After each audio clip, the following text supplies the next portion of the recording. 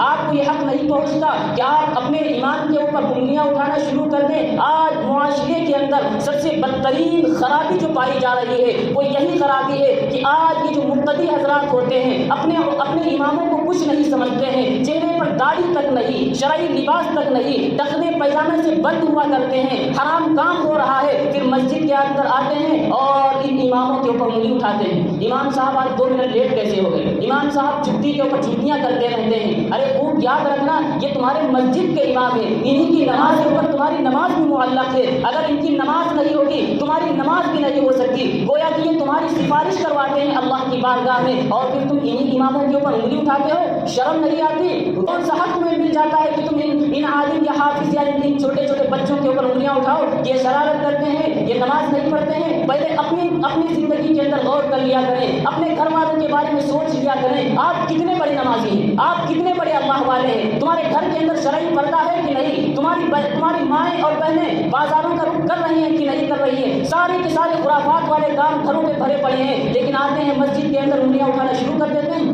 یہ خالی یہاں ہر جگہ کی بات ہے، پورا کا پورا معاشرہ اس بیماری کے اندر ملوث ہے، اس مرض کے اندر ملوث ہے۔ اس لیے ہم سب کے لیے ضروری ہے کہ ہم اس مرض سے اپنے دل کو پاک کریں، ورنہ یاد رکھیے اللہ کی پکڑ بہت سخت ہو سکتی ہے۔ اللہ